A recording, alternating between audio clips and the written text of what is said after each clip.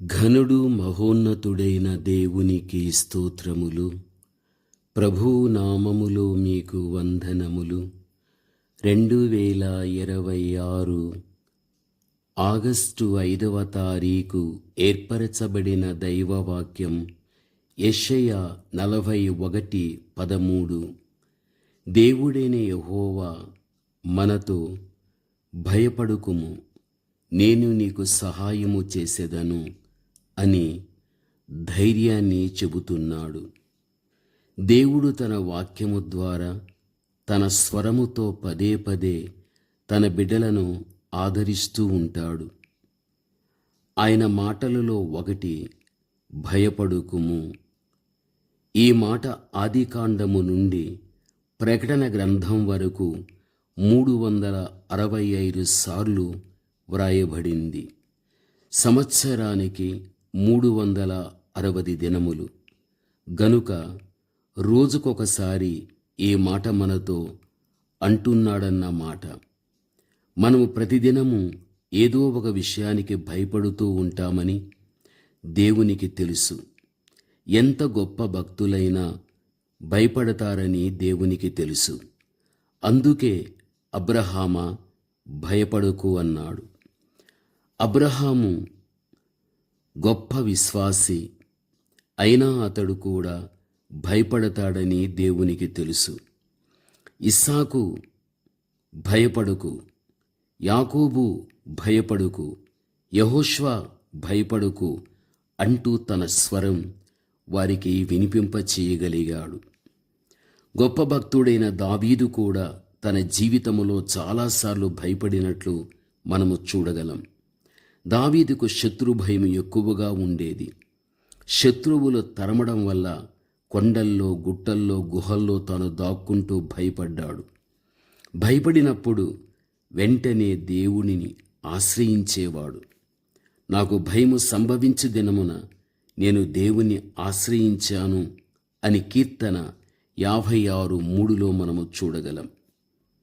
దేవుని యందు నమ్మిక ఉంచి ఉన్నాను, నేను భయపడను, శరీరధారులు నన్నేమి చేయగలరు అని దేవుని యందలి ప్రగాఢమైన విశ్వాసాన్ని ప్రకటించాడు. 56:4లో ఆ మీదట మీరు చదువుకొనండి. మనమైతే కష్టాలకు, సమస్యలకు భయపడి పారిపోవడము, లేకపోతే మన జీవితం మీద మనకే ఒక విరక్తి కలగడము, ఈ విధంగా బ్రతుకును నడిపించుకునేవారు ఎంతమంది లేరు. అయితే దావీదు భయము కలిగినప్పుడు దేవుని ఆశ్రయించమని మనకు కూడా తెలియపరుస్తూ ఉంటున్నాడు. దావీదంటున్నాడు కదా, మనుష్యులను నమ్ముకునుట కంటే యెహోవాను ఆశ్రయించుట మేలు అని. రాజులను నమ్ముకునుట కంటే యెహోవాను ఆశ్రయించుట మేలు అని దావీదే తెలియపరుస్తున్నాడు. దావీదు తాను రాజయ్యుండి ఆయన చెబుతున్నాడు, రాజులను నమ్ముకోవద్దు అని. దేవుడిని ఆశ్రయించడంలో గల మేలు దావీదుకు తెలుసు. గాఢాంధకారపు లోయలో నేను సంచరించినను ఏ అపాయానికి కూడా నేను భయపడను. నీవు నాకు తోడయ్యుందువు, నీ దుడ్డు కర్రయు నీ దండమును నన్ను ఆదరించును అని తెలియపరచడం వాక్యములో చూడగలం. 10,000 మంది నా మీదికి వచ్చి మోహరించినను నేను భయపడను. ఎందుకంటే నా పక్షమున ఉన్నవాడు వీరందరికంటే గొప్పవాడు. దేవుడే నా పక్షమున ఉంటే నాకు విరోధి ఎవడు? దేవుడి నాడు మనతో కూడా అదే మాట అంటున్నాడు అన్న విషయం మనము మరిచిపోకూడదు. నా దక్షిణ హస్తముతో నిన్ను ఆదుకొనుచున్నాను. నీ మీద కోపపడువారు, నీతో వాదించువారు, నీతో కలహసించువారు నశించి మాయమగుదురు. నీ కుడి చేతిని నేను పట్టుకుని ఉన్నాను అని చెప్పడం వాక్య భాగములో మనము చూడగలం. భయము, విశ్వాసాన్ని కలిసి ఒక చోట ఉండలేము.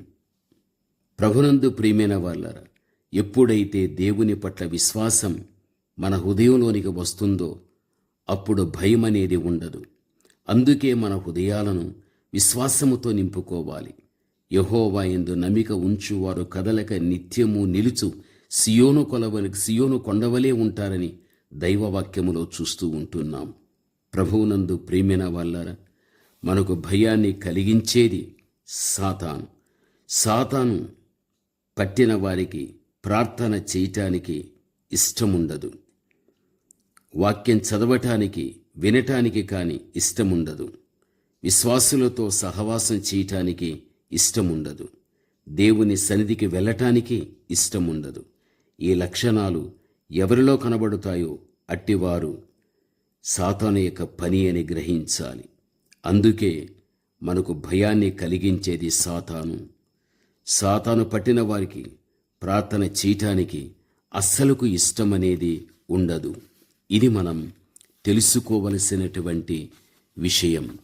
ప్రభువునందు ప్రియమైనటువంటి వాళ్ళారా, మన యొక్క జీవిత కాలములో మన దేవుణ్ణి మనం ఆశ్రయించినప్పుడు ఆయనే మనకు వచ్చేటువంటి ప్రతి విధమైనటువంటి సమస్యల నుండి దేవుడే మనను తప్పించడం అనేది జరగగలుగుతుంది. దేవుడు మనకు పిరికితనము కలిగిన ఆత్మనియ్యలేదు, కానీ ధైర్యము, శక్తి, ఇంద్రియ నిగ్రహము గల ఆత్మనే దేవుడు మనకివ్వగలిగాడు. గనుక మనము భయపడే అవసరమే లేదు.